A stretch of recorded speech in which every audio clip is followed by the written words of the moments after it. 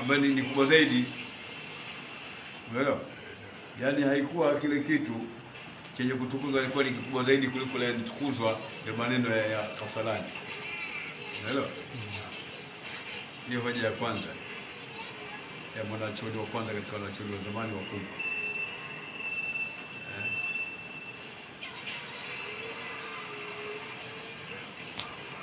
Hapa anasema hata bwana kaeleza hata maana ikiwa tutasema mtume alizaliwa usiku, basi usiku kuzaliwa kwake ni bora kuliko Lailatul Qadr, kwa sababu usiku huo ndio ulioonekana mtume mwenyewe. Lailatul Qadr ni neema aliyopewa Mtume sallam, yaani katika jumla ya neema alizopewa Mtume sallam, Qur'ani nini, umeelewa?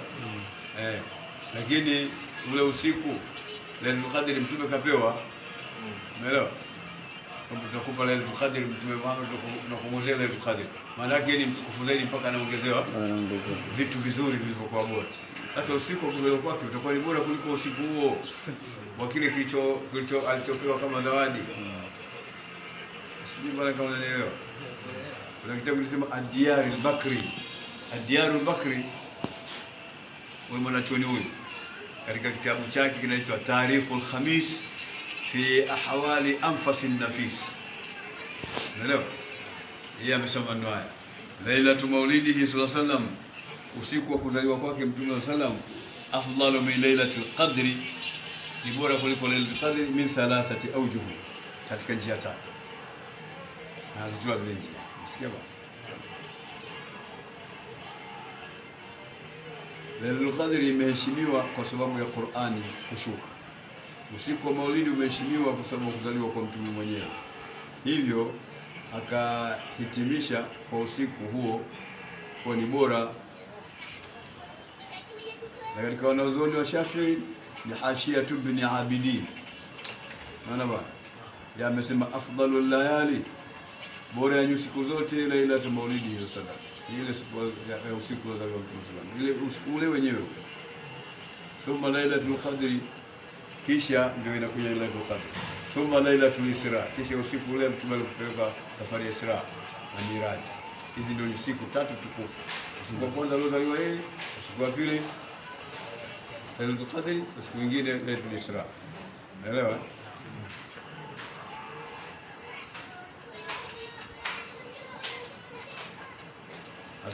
Asema kauli za wanazuoni wa zamani, baadhi ya wanazuoni wa kisasa pia, baadhi ya wanazuoni wa kisasa pia wameelekea katika rai hii. Kwa mfano mufti wa Misri amesema baadhi ulamai, baadhi ya wanazuoni yurajihuna, wanatilia nguvu anna lailata miladi rasul, kwamba usiku wa kuzaliwa mtume afdalu min lailatul qadr, ni bora kuliko lailatul qadr. Hao wanazuoni wa kisasa, mufti wa Misri. Umeelewa? Sasa waje pale kwamba anakosoa kauli iliyozungumza mimi. Nimezungumza ala ilmi wa basira, nimezungumza kutokana na elimu. Sasa yeye hana, sisi tuna miji elimu, haina kazi.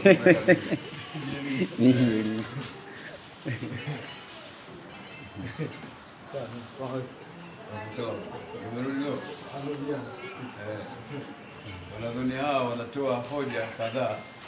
Kuzaliwa mtume ndio sababu ya neema zote. Qur'ani imeteremshwa kwa sababu yake. Uislamu ulifika kwa sababu yake.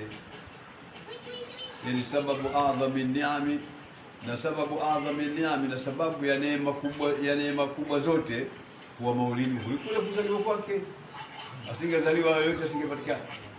Umeeleweka?